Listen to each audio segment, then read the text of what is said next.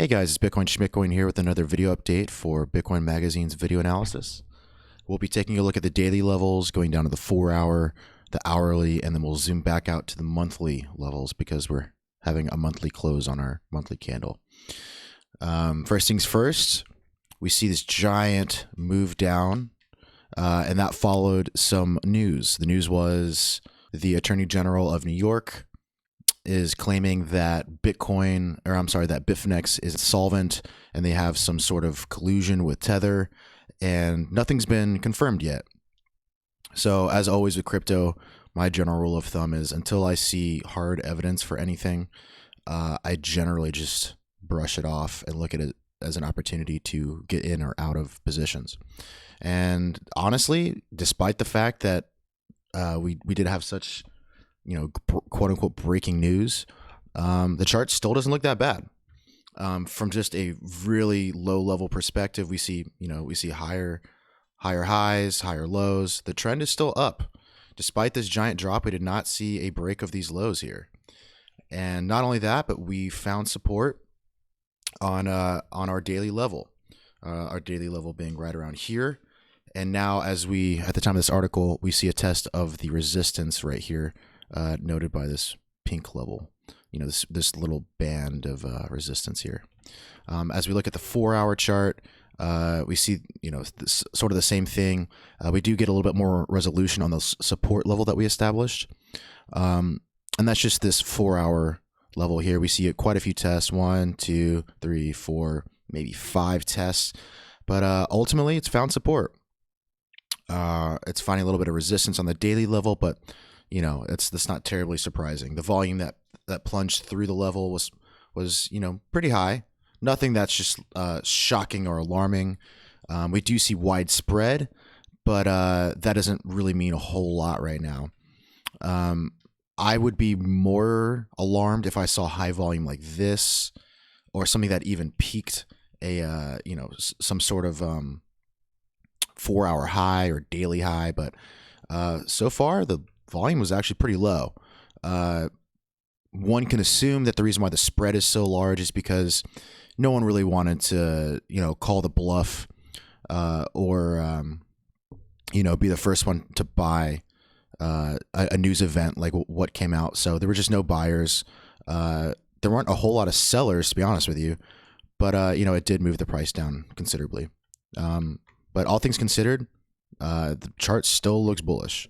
We see consolidating volume throughout the trading range. We do see, even with this massive sell, it didn't even go to the bottom of our range. The volume was pretty, it was average.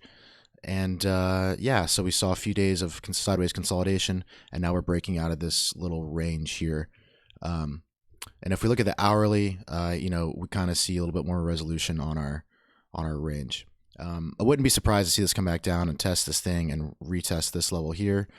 But on the macro level and micro level, things are looking bullish. We see on the hourly, we see expanding spread, expanding volume. We're breaking new highs. The name of the game is up right now. If we go back to the daily level and look at our macro levels, although we had a small setback from that Bitfinex news, the chart still looks bullish. If we look at our monthly level, the monthly candle is about to close. Today's April 30th. Tomorrow will be May the 1st, and we'll have a fresh new printed monthly candle. So let's go ahead and take a look at that and see where we lie. We're kind of in this like no man's land that I've kind of been talking about for a while.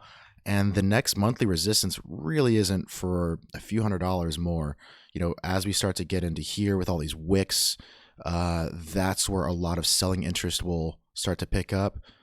But all things considered, looking at this chart, I don't really see a whole lot of arguments for the bears.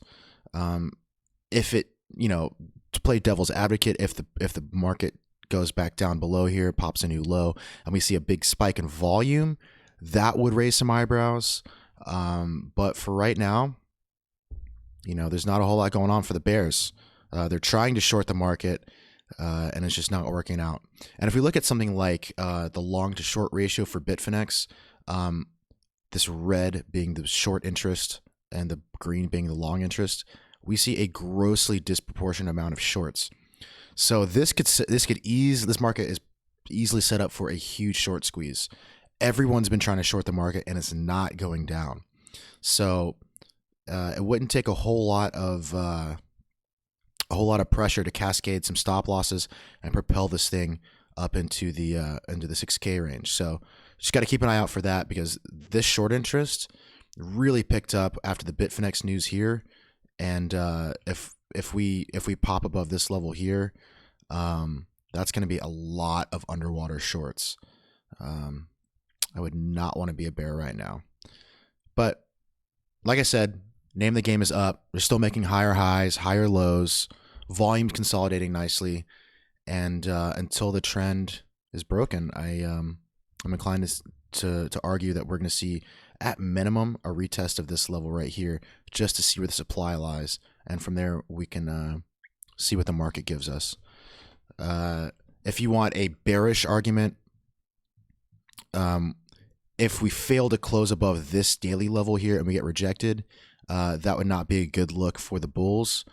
But conversely, if we pop above this level and find support, well, then that's great, because when we look back at our daily level, that would be a reclaimed support and resistance level that the bulls were able to recapture. So slowly but surely, these levels are getting tested and retested and retested. And if we close above here, well, that would be very, very bullish. So keep an eye out for this level here, because if we can close a daily candle above this like 5,300 level, that would be ideal. And we can assume that we're going to continue onward and upward. That's all I got for you guys. Feel free to like, subscribe, and give us some feedback. If you like the format or you'd like some things changed, let us know. Any sort of feedback is welcome. You guys have a great rest of your week, and I'll try to update you either on Thursday or Friday.